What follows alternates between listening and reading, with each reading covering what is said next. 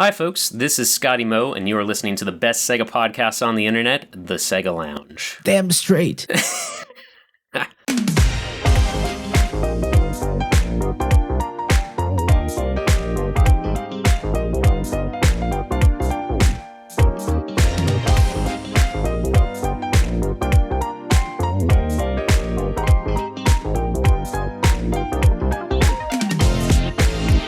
Welcome to the SEGA Lounge, where we celebrate our love for all things SEGA, including the games, the music, and the community. I'm your host, KC. Join me as I talk to different guests and learn more about their projects and passion for SEGA. Hello, how's it going, everyone? Welcome back to the SEGA Lounge. We're back after taking last week off, although I was live on Twitch playing Shenmue, so I guess there's that. Remember to follow us on Twitch at twitch.tv/thesegalounge. I'll be there from time to time, and that's also where we have our live episodes in video form. So follow us and turn on notifications so you can join us and take part in all of the fun. I have more news on our next few episodes at the end of this show, so be sure to stick around for that. But now, the moment you've all been waiting for. Who is this week's guest?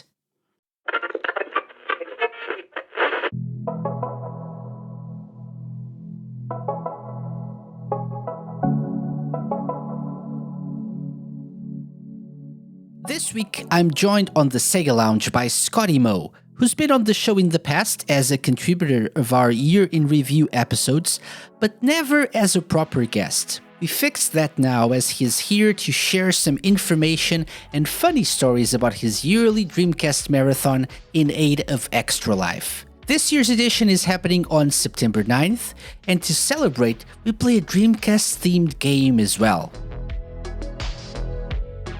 Hello, Scotty. Welcome to the SEGA Lounge. How's it going? Hello, welcome. Thank you. Yeah, welcome. Yeah. I don't know. Thank you. Thank you for having me, Casey. For welcoming me into your house, I think. Yeah. Yeah. Welcome to the other side of the planet, I guess. Yeah. Something like that. A little bit. Yeah.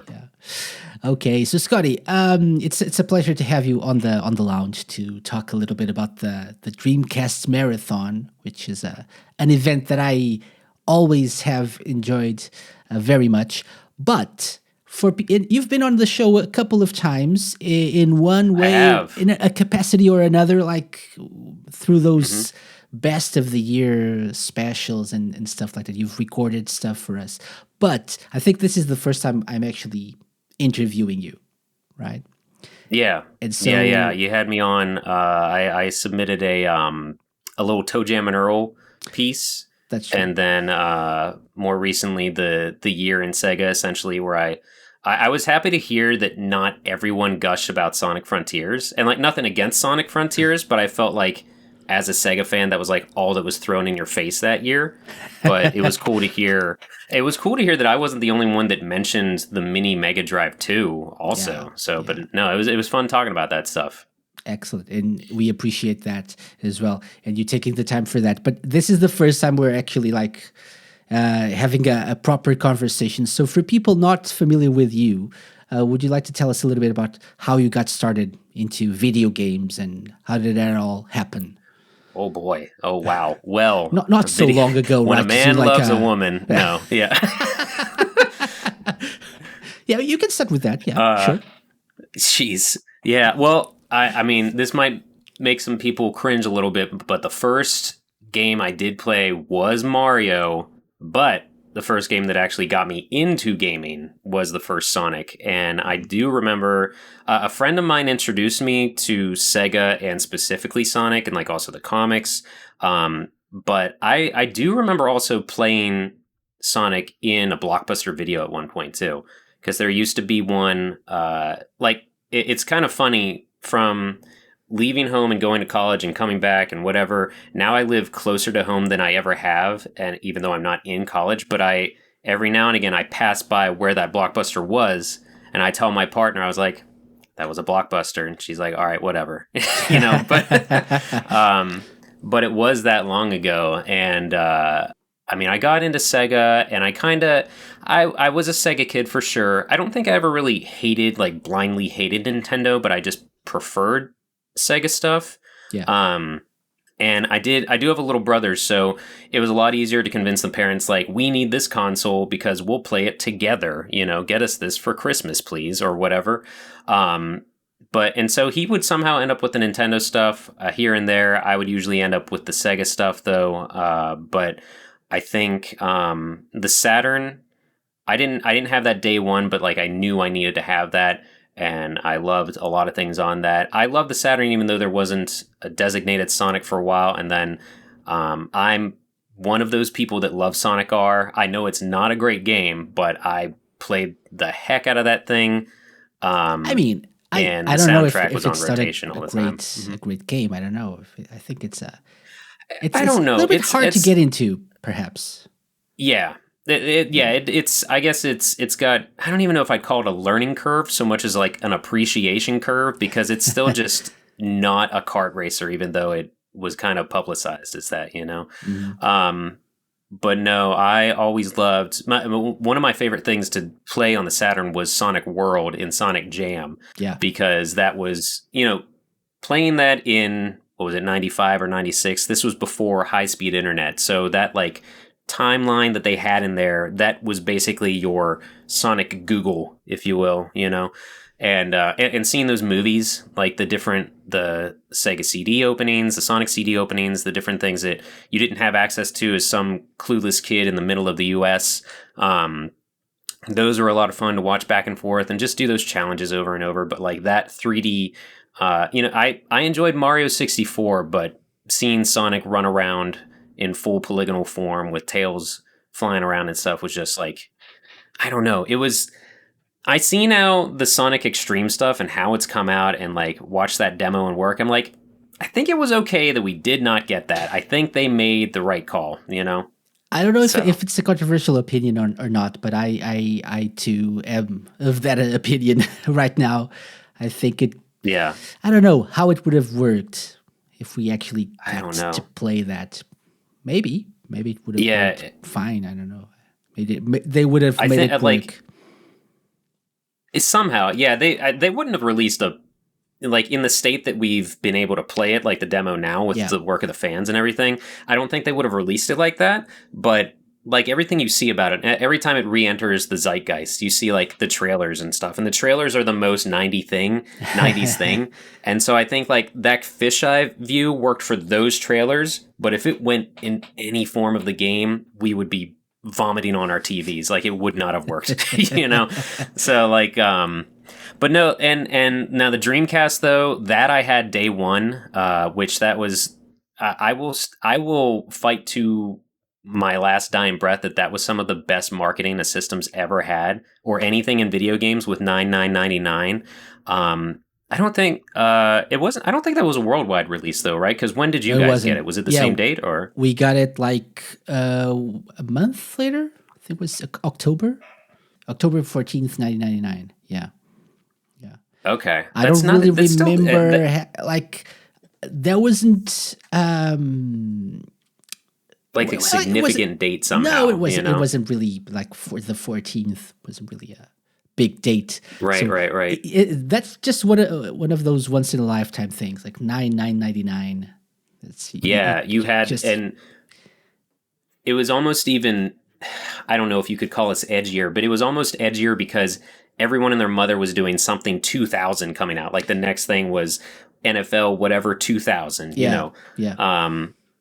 So it was cool that they were latching on to just that succinct thing. So like, but that I asked my parents, I was like, can I skip school? And they're like, oh, heck no. That was not, I had never asked to skip school. I wasn't really like, I was an average student, but I didn't really ever like, I wasn't one of those kids that like stayed home on their birthday or anything like that, so they weren't gonna, but my dad was still cool about it. He was like, you know what? I'll pick you up from school if you want. We'll go straight to Best Buy. I was like, I'll take it. That's fine. I want this thing now, but I do remember I had saved up money. It was the first console that I got with my own money, like launch day. Same. I wasn't really aware of like pre-orders, I guess, because I hadn't cared about that yet. The world wasn't moving as fast in the 90s, so I just would show up to whatever and like walk through Babbage's or what was the other one?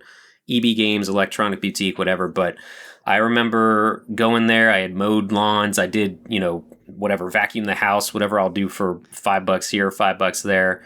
And got the Dreamcast. I got Sonic Adventure, and I got one VMU.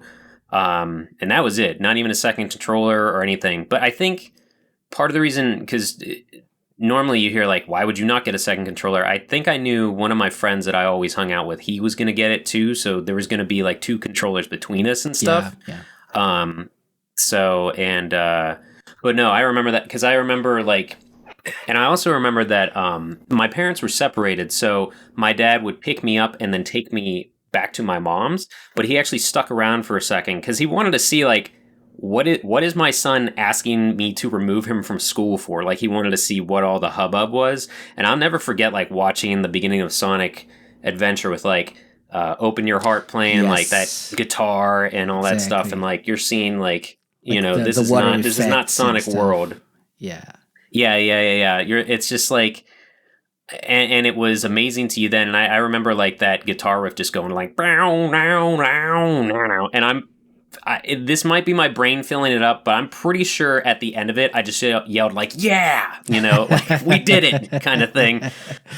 So yeah, it was a really special moment. Yeah, so I remember that as well. So I didn't get it at launch. I had to wait a little bit longer, like a few months. What I actually ended up buying first was Sonic Adventure. Because I also had to buy it with my own money, and closer to launch, I only had enough for the game, and I've told this story many times on the show, but it sat on my desk for months, like taunting me. Oh, geez! I really wanted to play it. Read through the manual several times, just suffering. Oh yeah. But when I first, 100%. I remember when I first, saw and watched that opening movie, that was amazing. Even the Sonic team, logo, because we saw it like rendered differently somehow. Exactly. So it's everything was amazing. Everything about that game was amazing, and as a massive Sonic fan, that resonated with me on a whole different level. So yeah. Yeah, I can relate. I can relate. You actually reminded me because before the Dreamcast came out, I imported the soundtrack to Sonic Adventure. And this was like the first thing I ever imported. And like this was back when eBay, you didn't have to have a credit card to sign up. Like kids were buying whatever. You could find anything, the Wild West of the internet in like 97, 98. Because I mean, I had never imported anything before, but it's the Digilog Conversation is who put it out or whatever. I don't know. And it's signed by Jun Sonoy and the crew that he played with at MagFest over here. Okay. Oh, geez. That was probably 2018. Mm-hmm. And it was not, Johnny wasn't up there. So it wasn't Crush 40. It was like Jun Sonoy and the Sonic Band or something they called it. I don't know. Yeah. But no, I got him to sign it. It's a fun little like 2-disc thing, and it has a fun little like fold out. See if I can get this without the case. Unfortunately, has broken because I would carry this thing everywhere with me because I didn't have like a case to carry CDs, but I would always have my Walkman, and so it had this cool little fun fold out poster thing with Sonic like on the spinning the vinyls or something. I don't know what he's doing. And like all these credits and stuff. And so like this was like a bonus, awesome. Like, oh, look at these screenshots, but played the crap out of this thing. And now they've since re-released this on like vinyl and other forms. But I guess this specific version of it is not trying to brag, but I was trying to find it recently because like people were asking me, they're like, I know you love Sonic Adventure. Should I get these vinyls? I was like, if you can find this thing, get this instead because it's got like 60 tracks or something. And then I looked it up. I was like, oh, never mind. Just go for the vinyl. So everything's so expensive. But no, like now. this thing, it's too crazy now. But like this thing I had as soon as you could get it. So it was probably even out before the game in Japan. So I had this a good couple of months and was just like on rotation, like just had this thing in my ears. I still think, honestly, the more I think about it, one of my favorite tracks on here is probably all the music like around the Chow Garden and like those races. It's really good. Just like if you just sit in front of a computer all day, it's good background noise. Yeah, for sure. Everything about the game was amazing. I have to say, and no disrespect to Mario 64, but Sonic Adventure, No. Yeah, they both did their job, so to speak. Like those were system sellers. There you go. Yeah, for sure. And so it's funny that you mentioned the Dreamcast because you're doing a Dreamcast marathon. So why, apart from what you already said, why is the Dreamcast so important that you feel like you have to celebrate its launch every year?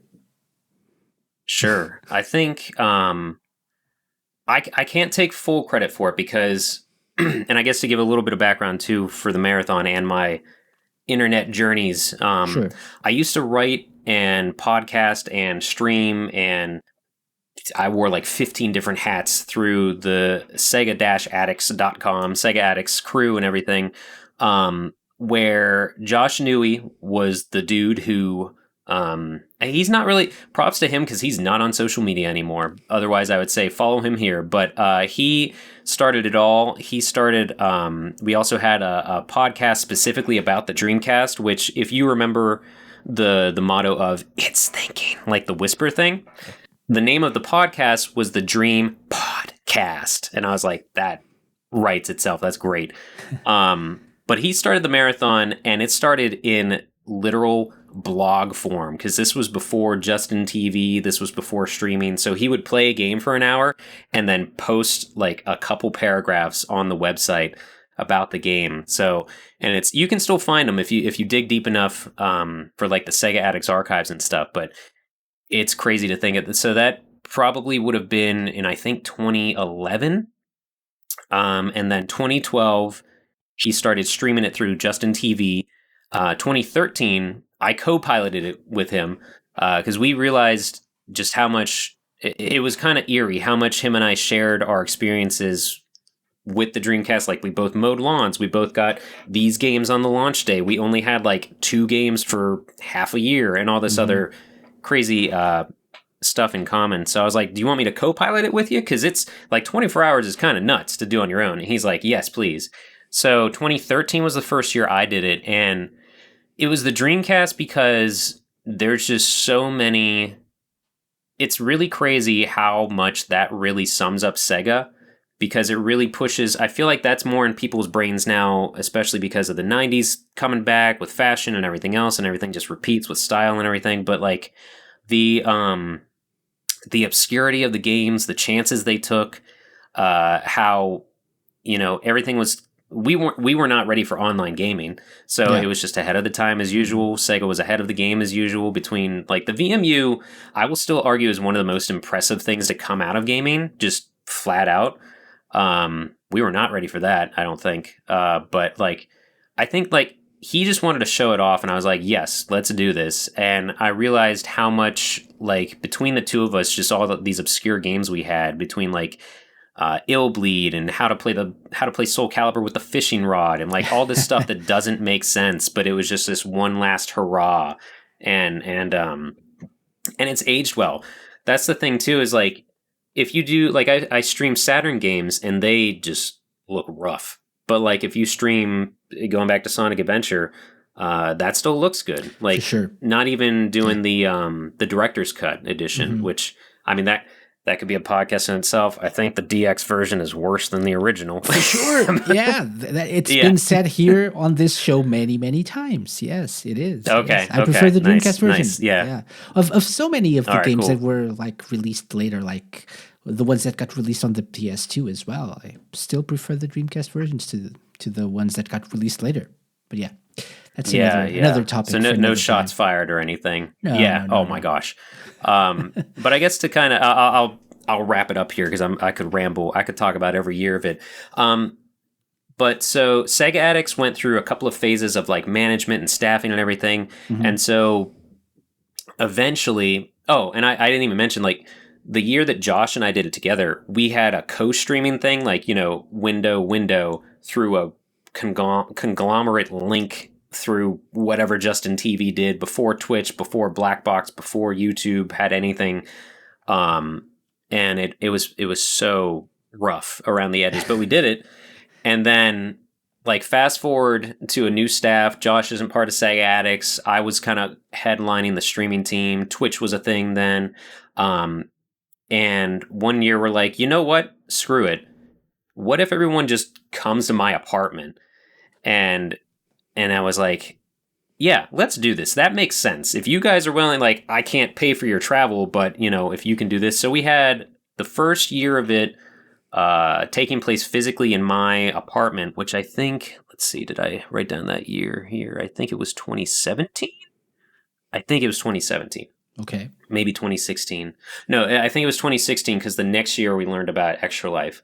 But we had people from, and I'm sorry, people outside of U.S., this might not mean anything. We had someone from West Virginia. We had someone from Arkansas. We had someone fly in from Washington, like from Seattle.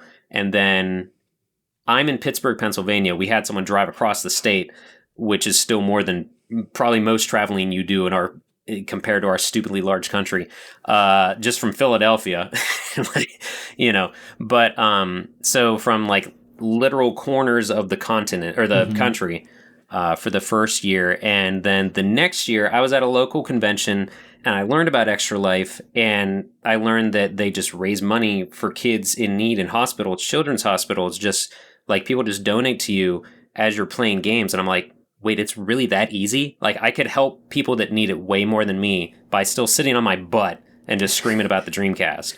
And like, yeah, so signed up, and since 2017 we've been doing it in support of Extra Life and everything, which has been really cool. But that's great. But the reason the Dreamcast also lends itself to like a group get together is the 4-player games. Like that was when the 4 ports showed up after N64, after N64. So you've got like Power Stone, you've got, whether people like it or not, Sonic Shuffle. Exactly. So many racing games, so many shooters, which have not... it's a weird sense of pride that I have that I can actually hold my own playing Quake 3 using the controller over the keyboard and the mouse, because that's just what we had, you know? Yeah. But I think, and it's fun to show that stuff. We've never done a stream involving the game Seaman, because we did enough research and enough of like the party and people involved has said like, I don't think that would lend itself to being sectioned off to like 1 hour of a 24-hour stream, You need more, right? You need more to play. Yeah, you need, because that's the thing that works in real time. Be funny and yeah. Maybe you can do like 1 month stream of Seaman.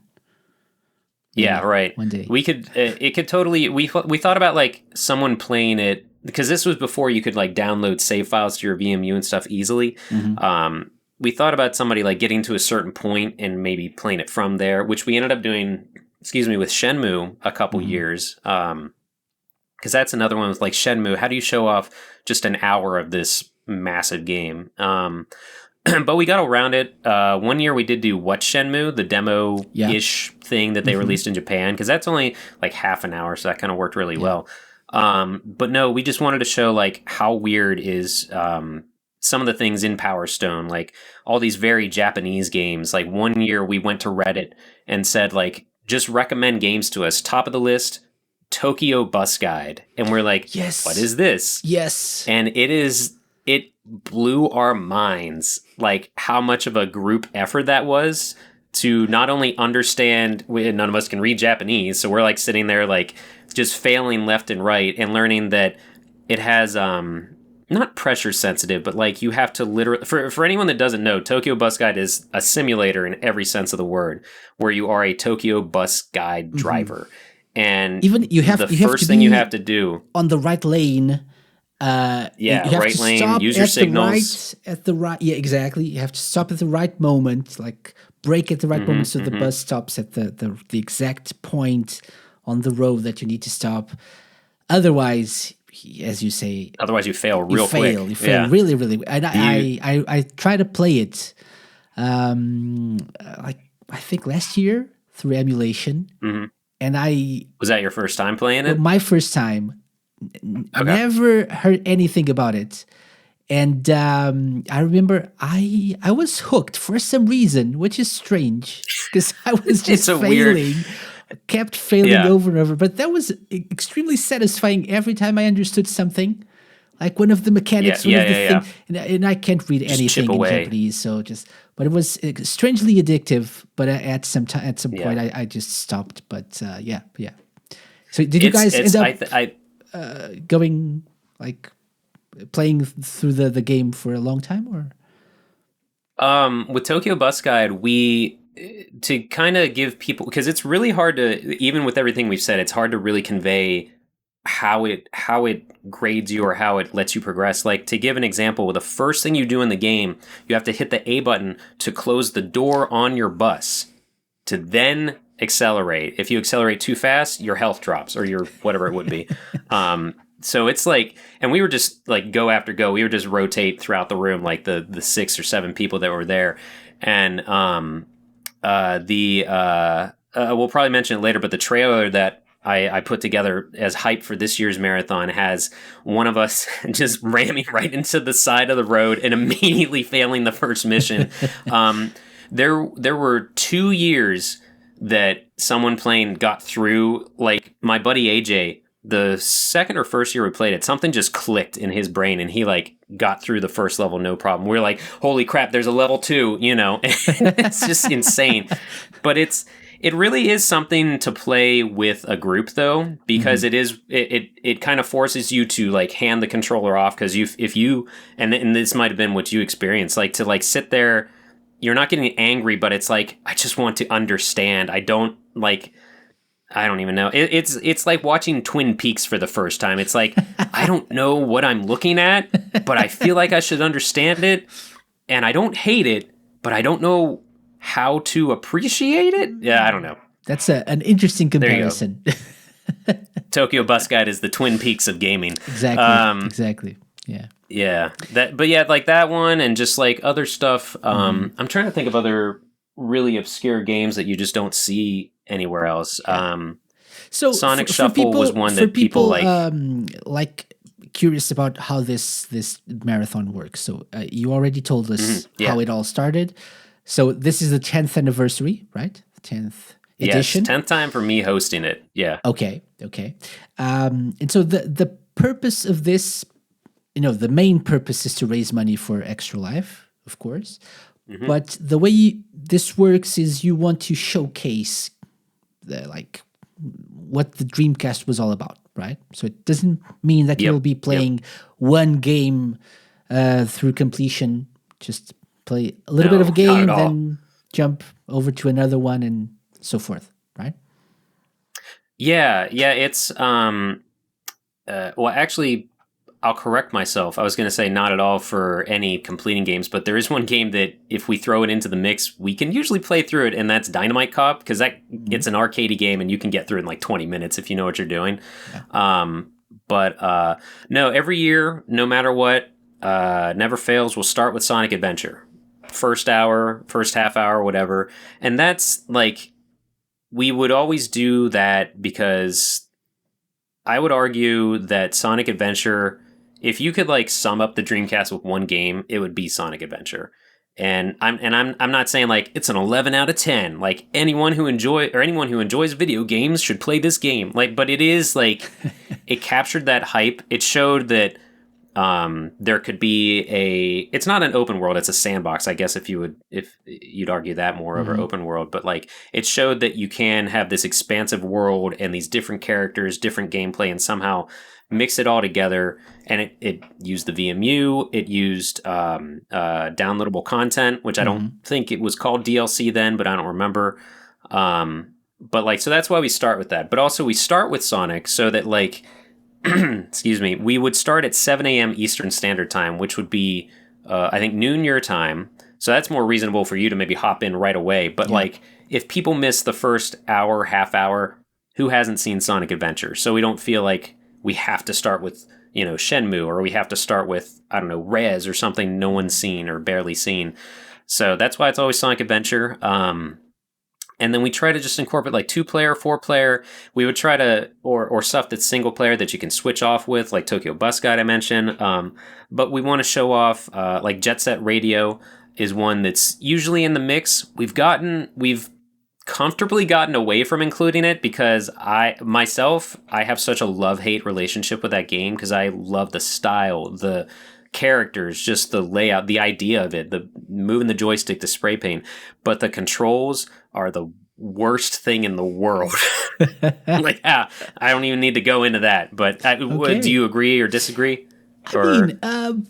I can see that it's a bit rough, but I'm so used to it that I don't think I notice it. Yeah, I mean, sometimes you have to adjust the camera, maybe like trying to not grind, but when you have to sprint, maybe it's a little bit rough. Sometimes it works, sometimes it doesn't, like the trigger.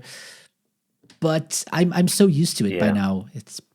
I've played through that game for so many times that I don't really think I hate that the controls, but I can see where you're coming from. Yeah, for sure. They haven't aged well, and in my opinion, and I think. But what's funny is I remember one year we played it, and like I just really sucked it up. I really was bailing left and right, and so I was just playing it at my leisure after the marathon, and then like the next podcast, the following week or whatever, I was like, so I accidentally beat Jet Set Radio just sitting down and playing it. So I clearly something either clicks or doesn't with that game in me. But we like to show off those games. Just to close like the chapter of Jet Set Radio. It also depends on the day for me. So sometimes, especially the tagging missions where you have to like tag the other rival groups. Crews. I call those the boss levels, if anything. Okay, yeah. Those are a little bit hit and miss with me. Sometimes it just clicks and I'm like spraying their backs left and right, and that's like over in 30 seconds. Other times, I end up like getting hit. The one in the sewers, I think it's Poison Jam. Probably that's that's the one that I think is the hardest or the easiest, depending on the days. Agree. So I don't know why. That one, I would chalk it up to when you're in the sewers, because it feels like a 50-50 shot that you land on a rail that you're jumping off of, and it's just the pit of nonsense below you. I remember like that. The soundtrack is amazing. That's the other thing is like the soundtrack to most Dreamcast games are phenomenal. Like Jet Set's another one that I'll throw into my Spotify playlist, but I'll never forget one year I was just struggling, and it was that one song. It was one of those massive levels where you can do everything, and I remember the one song that's just like constant bongos was playing, and I'm like, I can't. This is the song I'm going to hear when I finally go insane. Someone take the controller, like it's just like dun dun dun dun dun dun dun dun. Like but no, I'm trying to look like back at my games here to think about it. Like Space Channel 5 is fun to show off. Mm-hmm. That one's a little rough around the edges though, just because rhythm games have evolved so much from then. Mm-hmm. But the like Toy Commander is one that's a good 4-player thing that we love to show off. And the big thing is Soul Calibur, which definitely is probably one of the better aged games, and a launch game, which is crazy to wrap your head around. That one, this was the era of games where accessories would just wake up and work with them, and it made no sense. So Soul Calibur, you can use the Dreamcast keyboard with, I found out, but mainly, and I do have it right here, of course. I know this is not a video show, but I've got the fishing rod controller for this console that Soul Calibur works with. So we've dubbed it Pole Calibur since using the fishing pole.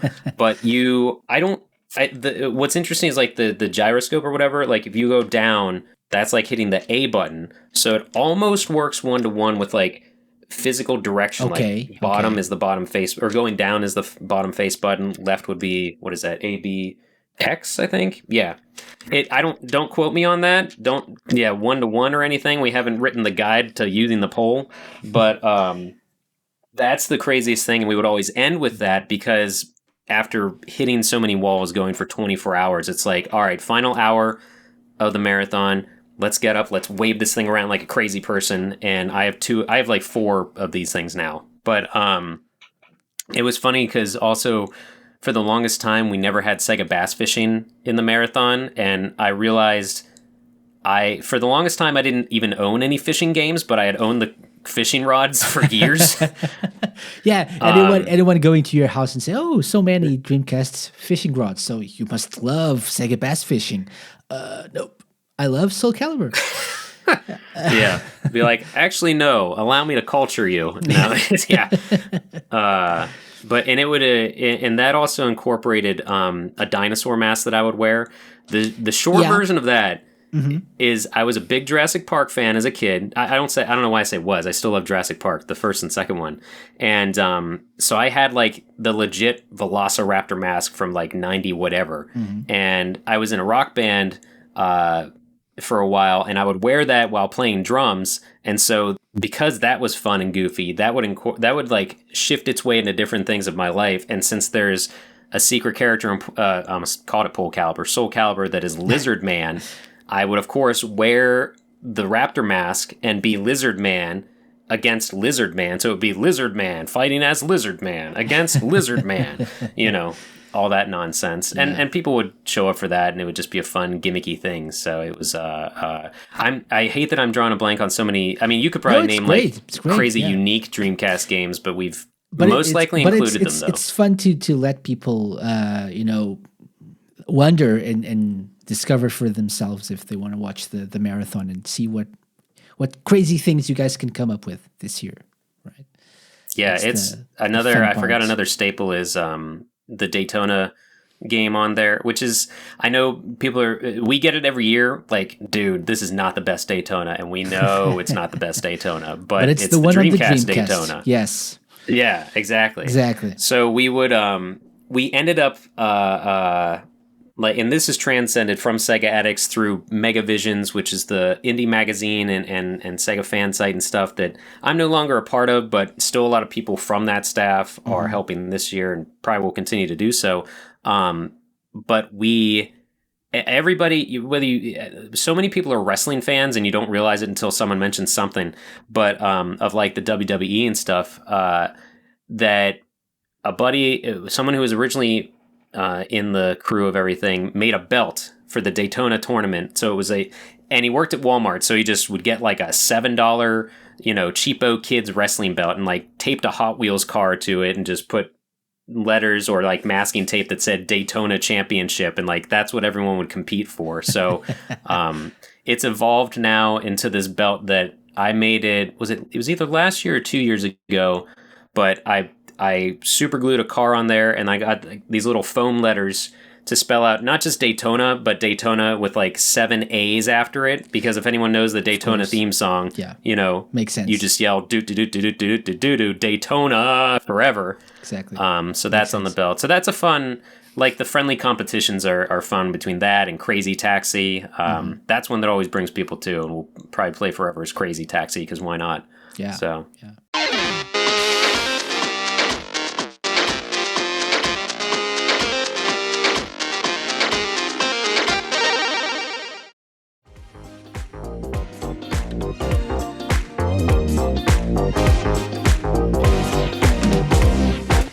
So, Scotty, let's take a break from talking about the marathon for a little bit, because every time someone comes on the show, there's something I like to call the Sega Lounge Challenge.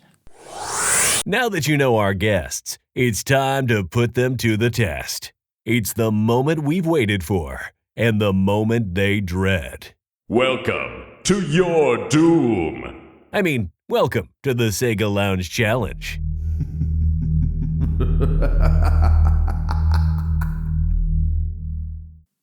Crap. Okay. I was afraid of this. I mean, I'm up for this. Yep. No problem. And it's funny that you have mentioned several times throughout this interview how great, how amazing the soundtrack to Dreamcast games is. And you even imported the soundtrack to Sonic Adventure. So before you even played the game, right? Yeah. So I have a musical challenge for you. What I Oh, have boy. here are 10-second long, 10-second long clips. Okay. 10. 10 clips that are 10-second long. Gotcha. And they're all from different Dreamcast games. Okay. Okay, To thank make it God. easier, Yeah. either Sega developed or published. So no third party. Okay. So maybe we'll narrow it down a little bit like this, and it'll be easier. So we have 10. appreciate that. Can we get at least 5 correct answers? Can you guess the 5 of the games, or 5 of the games? I where hope these so. songs come I from? will say thank you, because since Spaceys was on, you had I didn't get. I think I got the Golden Axe one, but I forget which one it was. But it was like off of the Amiga. I'm like, Lord Almighty. Afterburner. Yeah. Yeah. I thought it would be easy for him because he was like a little bit older, and He's through old all school, of which is of awesome. those Yeah. consoles. So I thought, let's throw in a little Amiga for him. But okay. But no questions. So no trivia questions this time. Okay, I thought we'd go with a simpler thing, and go with the soundtracks. So 10 songs. We can either do them in order, or you can pick a number from 1 to 10. Your choice. Oh, okay. Well, we talked about it so much. I'll go with number 9. Number 9. Mm-hmm. You probably went with the hardest one. So that's nice. That's crap. nice. So let's start with number 9. Sure, whatever. Do it. Let's take a listen.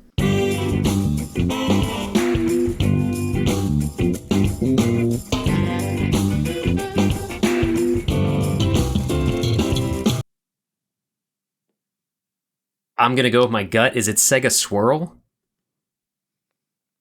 Why? I remember that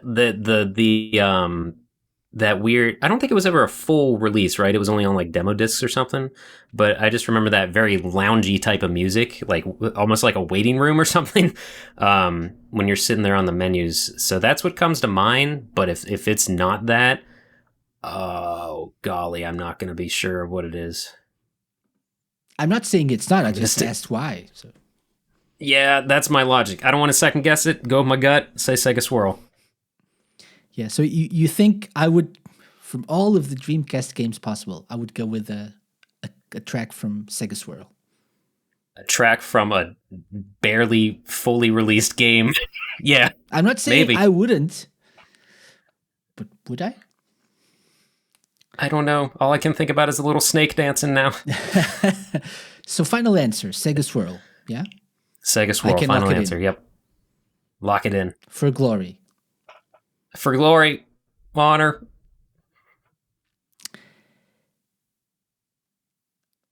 Yes! Yes! It is Sega yes! Swirl. This was probably the hardest one. So if you got this one, you'll get everything, I think. I do not want to guarantee that, but sure. So now it's not like, can we get 5 correct answers? Can we get a perfect score, Scotty? I think, you know what? Before we get away from Sega Swirl, is that honestly the only track in that whole thing? Because I think it plays from like start to finish. It doesn't. This is the title theme. I think there are like two modes. Like there's a timed mode. And really? Like Okay. a normal mode or challenge mode or whatever. And I think each one of them have their own tracks. But this is the title theme. Man. Like 3 tracks, I think. Maybe listeners, there's if you more, want to play a what was it, a match? It wasn't a match 3. It was Bejeweled before Bejeweled was cool. Yeah. Play Sega Swirl. Yeah. It's a funny story because I think it was like a Flash game. Oh, I believe before it. they were like popular, and then Sega just said, "Okay, so we'll just grab this and turn this into Sega Swirl." So yeah, it was something that would not something. it would not exist today because it was like living through demo discs forever. So I played a lot of it. I have very fond memories of this game. Played it with my mom. Yeah, it's a good game. It's a lot. Yeah. Yeah, isn't that crazy? Like my mom is big on Tetris. She will sit down with any puzzle game. Maybe that's a mom thing. I don't know. They're good at solving problems. My mom wasn't big on games, but for some reason this one just clicked with her, and she would just pick up the controller and we'd play together. And she would beat me several That's times. cool. Yeah. Yeah, that's cool. Okay. So great job. 1 for 1. That's amazing. Great start. One Great for start. one, baby. Okay. So want to pick another number? Oh yeah, I pick a number. I guess let's go for number 1. Let's go for number 1. I think this Does that mean it's going to be an easy one? I think so. Okay. Not intentionally, but yeah. Oh, that's Station Square, baby. Yeah. You said it's Station Square, baby. Yeah, well, baby's not in the title, but Welcome to Station Square, baby. yeah. So The The what's trade for awesome is Station there's Square, a yeah. Sorry. Go ahead. You're the host. I'm It's sorry. okay. No, please do tell. I don't realize things until I have like out of towners visiting and stuff. But there's a area called Station Square near me, like 20 minutes from where I live, and I never I've lived in the same area my entire life, and not until I had people over for the Dreamcast marathon, and we happened to be driving through it. I was like, someone else noticed it. I was like, oh yeah, that's Station Square. Oh, I live near Station Square. Yeah. No Mystic Ruins though. It was crazy. No, you could argue those are around here with buildings that probably should be torn down, but yeah. So you're saying the game is, just to clarify. Oh, Sonic Adventure 1, for sure. For sure. The launch game. That's what I want, just the game. So your answer is Sonic Adventure 1. Oh yeah, I shouldn't get ahead of myself and name the tracks too, Lord. I don't know. Which is correct. Of course. Okay. But it actually isn't Station Square. This isn't Station Square. This was Twinkle Park. Actually, crap! You're right. On the roller coaster, Pleasure Castle is the name of the track. That's right. Yeah. Oh, I got so cocky too. So, but I just need the game. So you're in luck. You're in luck. Yeah. Okay. Yeah. Okay. I mean, that kind of is a testament to that soundtrack though, because they blend so well together, like those different tracks as you're going from place to place. You know. Yeah. For sure. That's but, my excuse. If you want to go to Twinkle Park, you need to go through Station Square. So yeah. So yeah. Correct. That's correct. This might be a fun thing for listeners. I think when you get into the kart racing area of Twinkle Park, the music that's playing there is from another Sonic game, but I'm not going to tell you which one. Sonic 3D. All right. Well, don't say. But which version is it from? The Genesis Mega Drive one, because it's the same composer, Jun Sonori. Yeah. And that's there right. are others that are reused as well, like Windy Valley. Yep. Right. Windy Hill. Yeah, is Green Grove, or I think that's what it was called. Yeah, I think so. Yeah. That's like one of those bugs that gets in your ear, because when I heard that in Twinkle Park, I'm like, what is that? But you have to find that. It was years later. I kind of just forgot about it, and then I was playing that one day. I was like, oh, this specific moment in this specific version of this game is over there. Yeah, it's crazy. For sure. Yeah. So okay, so 2 for 2. That's again. 2 can for we 2. get a perfect score? I think. Maybe. So another number. We have 1 and 9. We have 1 and 9. Let's go in the middle with 5. With the middle. Yeah. Let's do it.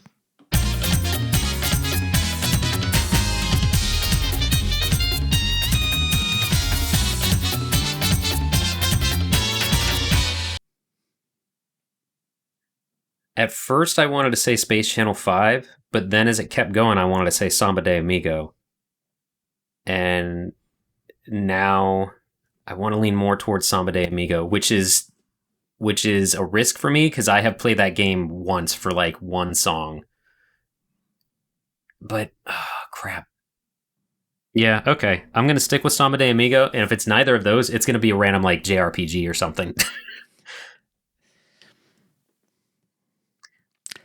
Samba de Amigo, you said. Yeah. Final answer, Scotty. Yeah. I'm eating empanadas for dinner tonight. Please let it be right. It is. Yes. Yes. Well done. Well done. Yeah. It's the title theme. The title screen. Okay. So if you've played Somebody Gotcha, Legal gotcha. once, you heard this for sure. That one time paid off. Exactly. Okay. So 1, 5, and 9. What's next? 7. Nice one. Nice one. Let's take a listen. Okay.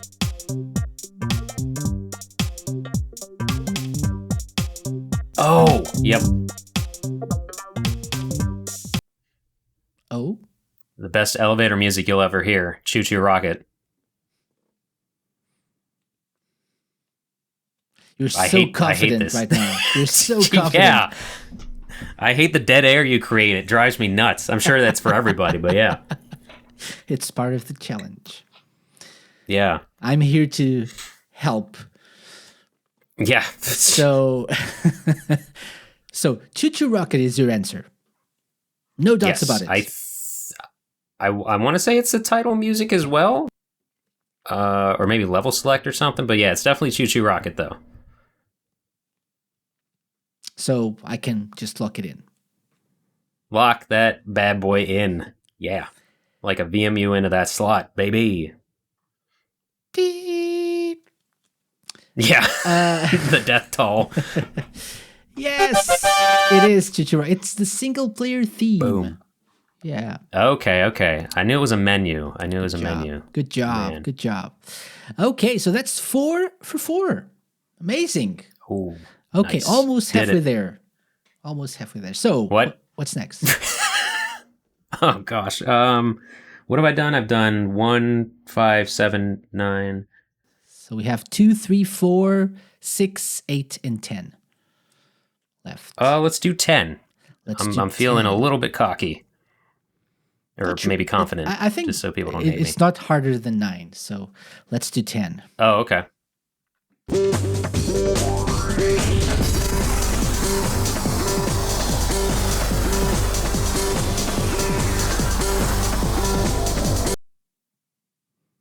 Oh, crap. Or maybe it is. I don't know. Yeah, I think it is, because I know... I think this is... this is going to help. I was going to say in my head, or I was going to say, I think this is a game that was in arcades.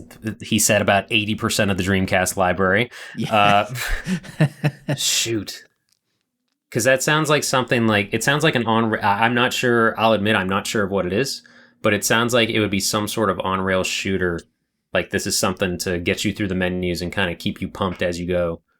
Oh, wow. I can't cheat. I don't think I have see too where many. Oh, you're coming from. Yeah, I can actually picture that. Yes, not saying it is, but Or, oh. Makes sense, makes sense. Oh. I'm going to take a stab in the dark. Is it virtual on Oratorio Tangram? you tell me. Could be. Oh, God. Should I play it again, just in case? No. No. I should know it. You can't see it on my camera, but on the top of this bookshelf is the twin stick, so I should really know Okay. this. But So that's your final answer. You're right. Just gonna lock it in. we're gonna go with a Voot. Yep, Okay, flute. the Voot. Virtual on Oratorio Tangram. I see. In the words of Ryo Hazuki, I see. Oh God, yeah. That's an amazing guess. Is it the right one, though? Oh my God. It is not. This Yeah, I was wasn't confident on that one. Raz. It was Raz. Oh my gosh, I played that Area game 2. once. Area 2. Crap. Yeah. You know what? I played that once, and it was actually during the marathon. It was the worst idea in the world because that game puts you in a trance, and I was starting to fall asleep because I was like, I was zoned in and doing well in it, but it was just like so hypnotic that I really did start to fall asleep. But no, that a rhythm music based type game, and I didn't even get it. Oh well, that's all right. I don't feel bad about that because I haven't played it once. It's okay. So we have number 2, number 3, 4, 6, and 8. Let's do 2. Let's do 2.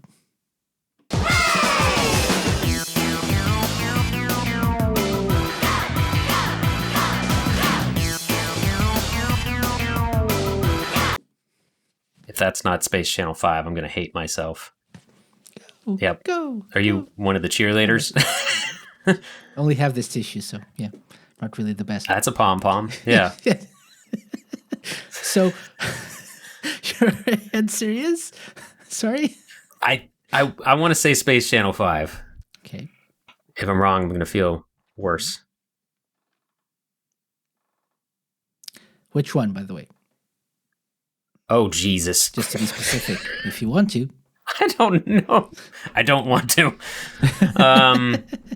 I mean, is it part 2 technically still part 1 or something weird? I don't know. I'll say that it's part 2. And you should. Yes. Yes. It is. This is report 4. All right. Go cheer girl.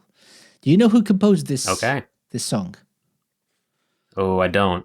Jun I do Senoue. not. Oh, okay. I should have guessed that, but man. Yeah. No, Okay. because it's really not really, Space Channel 5. We don't associate it with Jun Senoue, but yeah. It is by Jun Senoue. Okay. So, 3, 4, 6, and 8, Scotty. All right, we're gonna keep bouncing back and forth. So I did 2, so let's do 8. Let's do 8. Playing some tennis with this. Okay. Oh.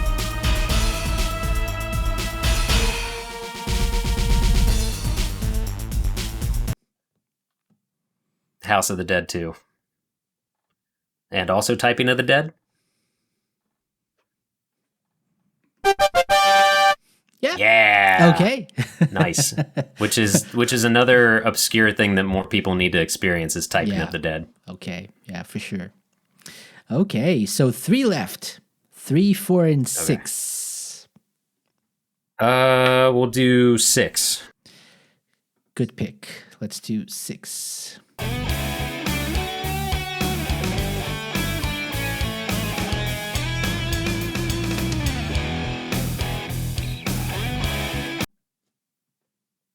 Oh crap! If it kept going, I would have known it.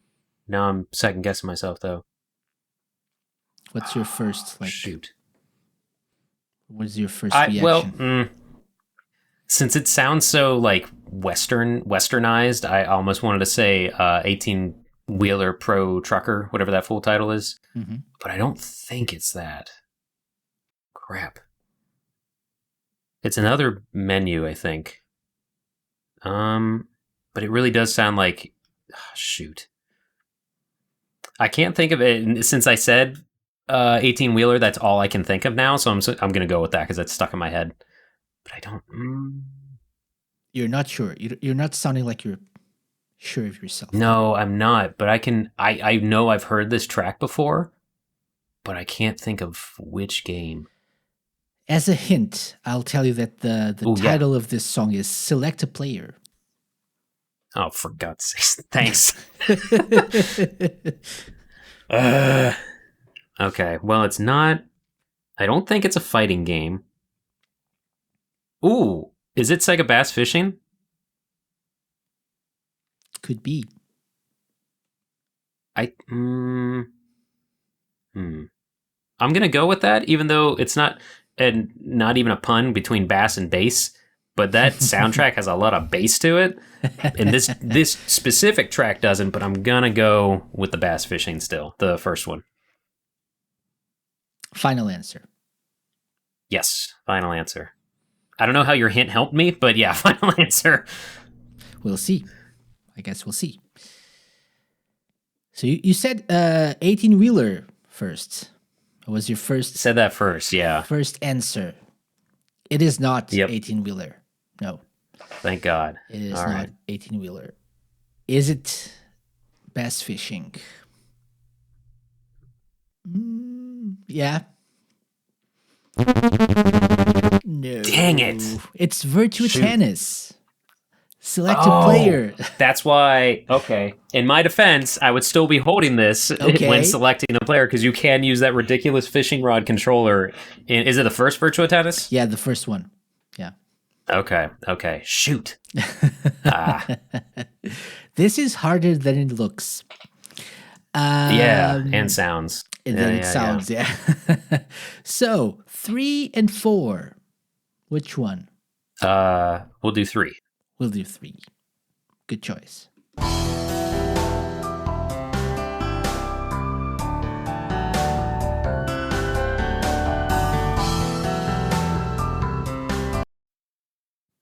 Shenmue? Maybe? Or Are would you you throw a asking, curveball or- at me and say Shenmue 2 that was not on the Dreamcast in my neck of the woods? Ha! Could be, but Mm. it would technically be eligible. I mean, it's still Still. a Dreamcast game, yeah. It is. Yeah. No, I'll say Shenmue. I feel pretty confident about that, Why? the first one. At first, I thought it was like an extended version of the little tune that plays when it shifts from day to night. But I don't think it's that, because I don't remember that much. I want to say that many instruments in that song, but I could be wrong with that.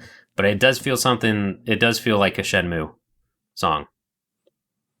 Okay. So that's your final answer. Final answer: Shenmue. So just to round things off here. So we have, or you have 1, 2, 3, 4, 5, 6 points so far. Yeah, You I've cannot missed get a 2. perfect score anymore, but you can get 8 points if you get these next 2, or this one and It's the a next passing grade. one. So you're saying it's Shenmue. I can lock this in for Yes. 7 points. Lock it in for 7. Lucky 7. Lucky hit. Your answer is correct. It is. This is the song that plays when Ryo borrows the bike to go to the harbor to save Nozomi. Oh, right? geez. Okay. So that's it's late not- game, not what you too. were Okay. Thinking first, not the night transition. Right. Not that. Okay, That's but good that's job. what's playing when he's like asking for the bike, Yes, or yes. when it's is called that? Okay. Borrowing Naoyuki's Bike. It's the name of the song. Okay, that makes sense. Yeah. Yep. Okay, so for Glory, for 8 points. For glory. Our Passing final grade. song. number Yeah. 4. Number 4. Are you ready, Okay. Scotty? I am. You're not. Let's take a listen. Some people say that come what may, we've gotta live just for today. Ooh, that felt rough. It felt like he was holding back a little bit. It's just the crap. beginning of the song, so. Yeah. That's so, woof. I don't know if this is going to mean anything to half the audience, but my partner and I have been rewatching the TV series Smallville, and it sounds like something that would be in that Could be. show. Could be, yeah, for sure. For sure. So early 2000s for Yeah. sure. Where would that be? And see, what's crazy is I'm stalling for time, really, because I'm trying to think of what this would be in. But this was the era, this and PS1 was like when it started to have full songs, or just like take a band song and it would have lyrics in it, and it'd be weird to hear vocals during a video game song, but you were. So I just need to name the game, where though. would this fit, right? So what kind of game would this fit? Because if you're playing like a game with like a lot of dialogue, maybe song with vocals wouldn't play like full blast. Maybe If it was- some kind yeah. of other genre. I don't know. Yeah, no, it would be. I see what you are trying to get at there, because it would be, if it's something where there is a lot of conversations and stuff, this is probably like a scene where either characters realize something, or characters are going to go their separate ways, Could or it's be, the end of could the be. game and it's a cliffhanger somehow. Yeah, I was hinting at the and considering the Dreamcast, probably the catalog maybe wouldn't fit one of those types of games. I think there's and okay. since we already had Shenmue, it's not Shenmue, by the way. There's Right. like one song with vocals, I think, throughout the whole game. It's like a cutscene. Actually, Oh, you mean in Shenmue? Or in Shenmue, after Ryo rescues Okay. Nozomi, there's one song. I think that's the Right. only one with vocals. I think. Mhm. So it's probably a different kind of game. That's all I'm Okay. saying. I was gonna ask if I could ask what genre the game is. I don't know if that would give it away or not, though. What I don't do know. you think? Or do you have like a prepared hint What or do you anything? think this would fit? What genre would this fit? It I feels can like either tell you, action but- adventure or an RPG to me. Okay. Because it feels like the small bit of the lyrics I heard, it sounds like it might be so cheesy that it fits the game. It's not either of those. So it's Okay. it's a different genre. You can be doing Would it be a racing something. game? Maybe. Maybe. You can be doing something and not really paying attention to the vocals and the lyrics, and wouldn't distract you. Could help though, because you're driving. Maybe. Yeah, I'm running through like the thing is like all the games we play during the marathon, we try to pick the crazy racing games, so I can't think of any of the like just basic you're in a car because we do Hydro Thunder, we do Rush 2049, Pen Triicelon, like everything that's not your average racing game. Would it be Metropolis Street Racer then? That was wasn't that with TJ Davis though? Most of that one. Could be. Or Shot in the Dark, Sega GT. Also a good option. Shot in the Dark. I'll go with that one because I feel like I think I'm thinking too hard, so we'll go with Sega GT. I like the first one better. The Metropolis Street Racer? Yes, it is. That's what I thought all along. Of course you did. Yes, this is Live Your Life by Fake Oasis. Yeah, but not great. really. Many fake bands and singers. We have Fake Will Smith, Fake Oasis. Yep. So, yeah. Metropolis Street Racer, a game with a surprisingly varied soundtrack.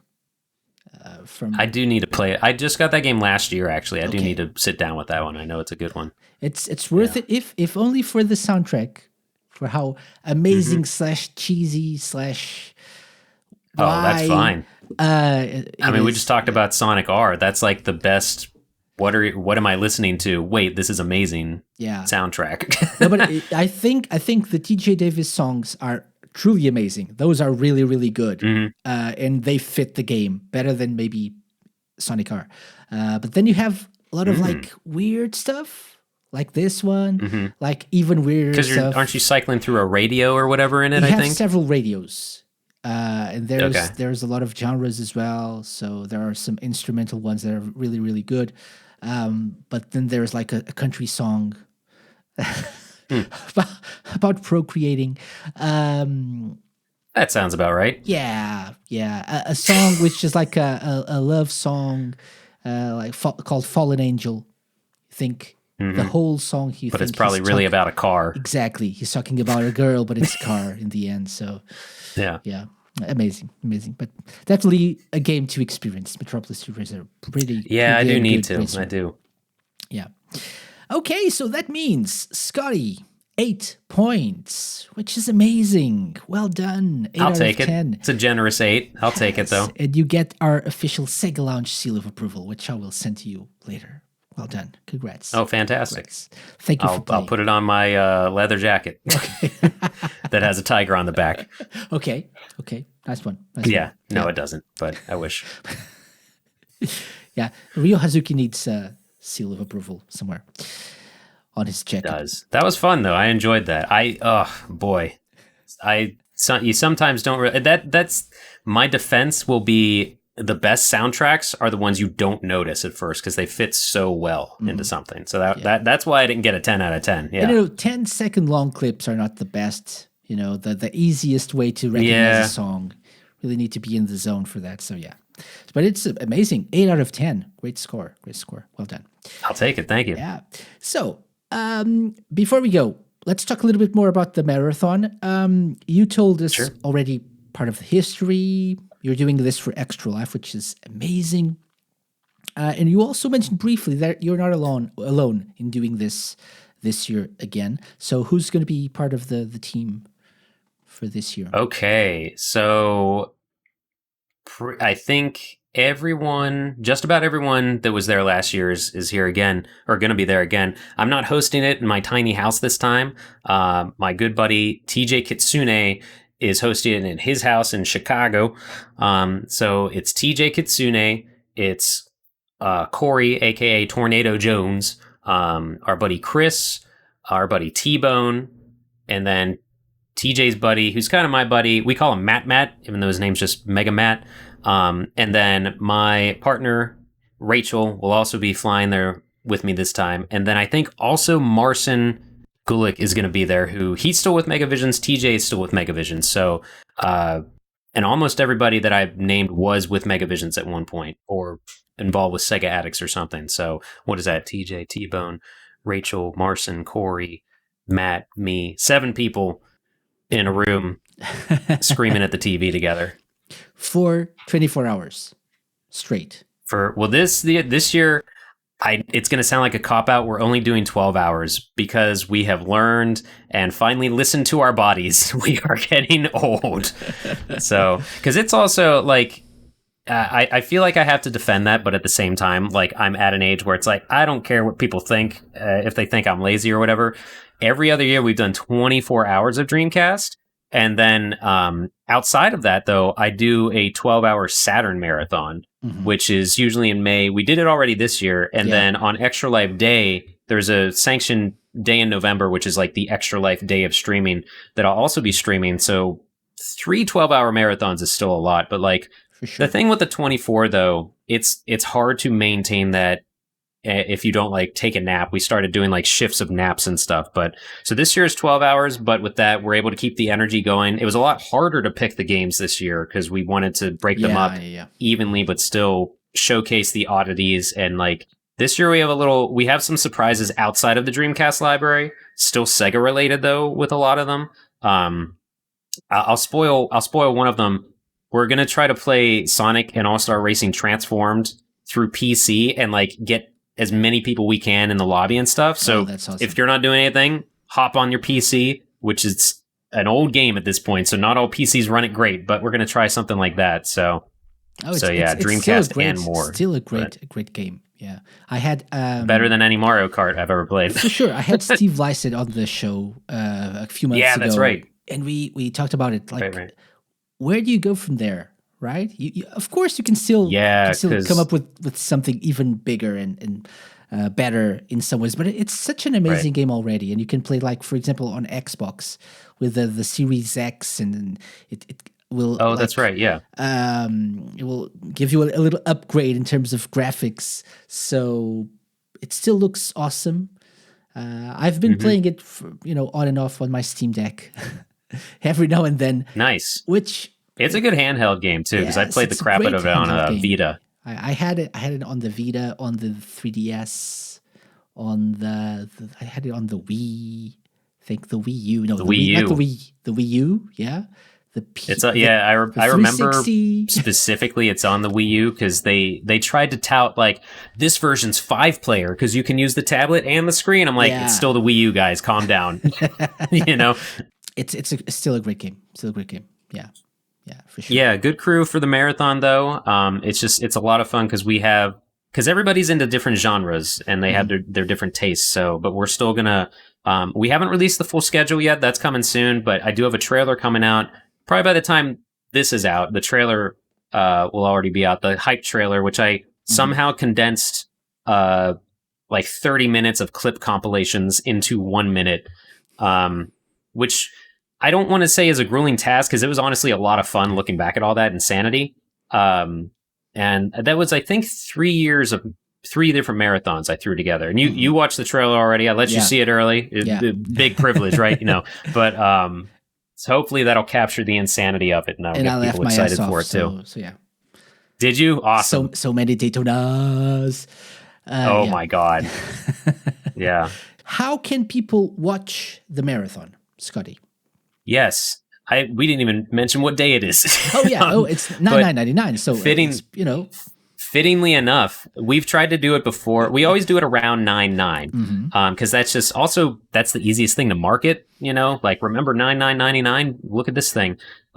This year it's perfect. It fits that September 9th is on a Saturday. Yes. So that works out too. I think that's only happened one other time. I think with this, we've tried to do it like with our we've all had different types of jobs. And so, but we found Saturday is the best day, like for anyone's schedule, anyone can hop in at some point. So, 9/9/23 is going to be this year's, marathon, 12 hours of Dreamcast and other stuff. And it is going to start at 10 a.m. Central.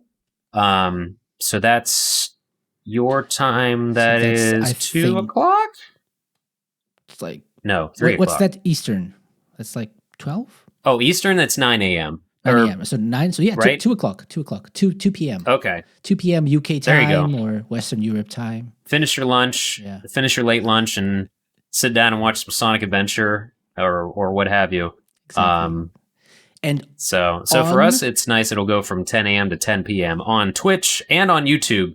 I am not Twitch affiliate so that I can stream on both YouTube and Twitch at the same time. But YouTube, if you do youtube.com/@ScottyMo, it'll be on there, or on Twitch, twitch.tv/ScottyMo_faux show. So that's Scotty, SCOTTYMO_FOSHO. Funny quick story behind that. I can't use the screen name ScottyMo Faux Show because I used it forever ago and I don't know the password and I cannot log in to terminate the account. Like I've been in month-long conversations with Twitch people to be like, this is me. I can show you emails. Just let me have this back. But it's ridiculous. So it's ScottyMo_faux show. But honestly, just follow me on Twitter, and that's probably the easiest thing because my link tree and everything is on there. Twitter is just ScottyMo Show, all one word. Also in the show notes, so people will be able to check them out. Check that out. Right on. Thank you. Okay, Scotty, one last question, which is the same for everyone, as you probably know. If you could add blast processing to anything in the world, what would it be and why? Boy. Health insurance. No, I don't know. In the US anyway. Tell me about it. Because what does it do? It just makes things better, arguably. More powerful, faster. Like the Genesis was more powerful than the Super Nintendo. So, right? Yeah, it makes I would say one do things that the other ones don't. I guess. Exactly. I really hate getting on a plane and traveling places. So if we could just blast process travel times somehow, maybe mix in the Harry Potter stuff and jump into a fireplace. I don't know. Maybe travel time. I know that's lame to say, but I also I'm thinking of the marathon where I'm going to have to hop on a plane and fly halfway across the country. Teleportation, maybe. Yeah, make that happen. So probably that. Let's blast process because we're never going to get flying cars. We can't be trusted on the road. Why are they going to trust us in the sky? Yeah. Let's just start killing all the birds. Yeah, we don't need them. Yeah, with our cars. Okay, that's a good enough answer. There are no wrong answers. Has anyone here. said that before? Maybe. Like travel? I have no idea. It's been like almost 10 years now, so I have no clue what everyone else has said. Yeah. I've had so many different and crazy answers. That's not a crazy answer. That one I can get behind. So yeah, let's do that. Nice. Especially since my wife. I almost wanted to say yeah, I can take it or leave it. Like I think as I get older, I dislike it more because I know more about the mechanics, like what can go wrong, you know? So I just get in my head about it. So yeah, I don't know. Sega, forget about the Dreamcast 2. Just make airplanes, please, and put blast processing in them. That's awesome. Okay, so Scotty, anything else you'd like to tell people just listening to the show and wondering if they should tune into the marathon or not? The marathon is very important to me, and I would love if people show up. I got a tattoo because of it too. The first year we raised money. I don't know how I didn't talk about that, but if you can see the Sonic and Knuckles there, and there's a ring box by them. Excellent. It says 500 on it because that was the first time we broke 500. So it means a lot to me, not just because it's fun with friends, but because we are helping kids that need it more than us. And if you can't, to be clear, you don't have to watch the marathon to donate to Extra Life. You can do that anytime. So again, like Casey said, that'll be in the show notes, like through my profile and stuff, but you have up until the end of the year. $5, $1, whatever. People have gone nuts. A horrible year for me was we had $100 redemption thing where if you donated $100, I did a shot of that disgusting Sonic Chili Dog G Fuel. The worst thing I've ever put in my mouth in the world. But I mean, it's fun, right? So we actually have friends of the stream, the company Udon, who does like manga and art books and stuff. They're actually going to be giving out a $5 off coupon during this. So more details about that and maybe some other partnerships and things during the marathon. But yeah, it would be awesome if people can show up, turn out. 9/9/23, an Extra Life Day, but you can donate anytime. And thank you for anybody that lurks and shows up and what just BS's with us. Even if you can't donate, come and hang out because it's just a goofy fun time being nerds. For sure. Definitely recommend it. Yeah. So Scotty, thank you very much for coming on the Sega Lounge. All the best for the Thank marathon. You. Okay. And hopefully Thanks. You'll come back next year and we can talk a little bit more about 9/9/24 or something like that. Yeah. Or I want to something around that date. Yeah, something around that date. And I forgot to mention, I want to give a shout out to the Shenmue Dojo dudes because they reminded me to buy Air Twister. So I did, like after that episode, not even joking. Okay. Yeah, and you should. So, yeah. But yeah, thank you so much. It was a lot of fun. The music challenge was fun. Just talking about Dreamcast forever was fun too. Yeah. I'm glad I got that Sega Swirl soundtrack thing. Yeah, thank you. Yeah.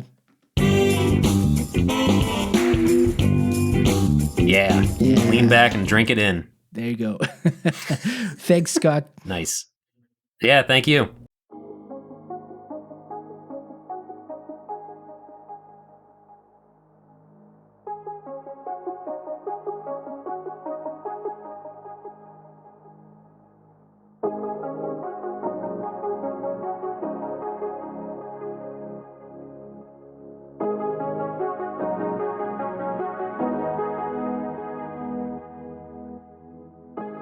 ScottyMo's 12-hour Dreamcast Marathon 2023 takes place on Saturday, September 9th, so be sure to check it out and, if you're able to, donate to help Extra Life. A big thank you to Scotty for coming on the show and all the best for the 12-hour madness that's coming. Before we wrap up things for another week, I'd like to share my plans for the next month or so of episodes. Starting next week, we're having a few group discussions, including two live shows. Next week, Lime, Skill Jim, and I will be live on both Twitch and Radio Sega to cover the most recent Sega news and react to Gamescom announcements and happenings.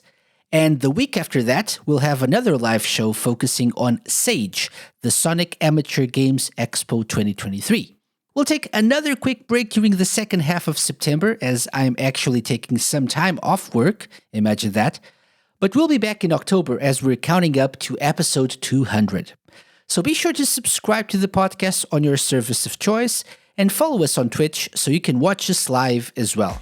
We've got nothing but fun Sega content lined up for you guys in the coming weeks, and I hope you enjoy what's in store. For now, it's time to close the doors of the Sega Lounge. Thank you very much for listening. Have a great week, and I'll see you next time. Bye-bye. The Sega Lounge, hosted by me, KC, and part of Radio Sega's network of live shows and podcasts. Theme song and incidental music by OSC.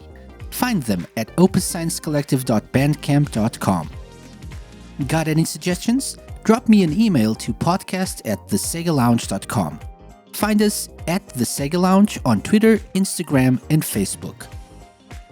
You can find previous episodes of the show by going to thesegalounge.com and wherever fine podcasts are downloaded.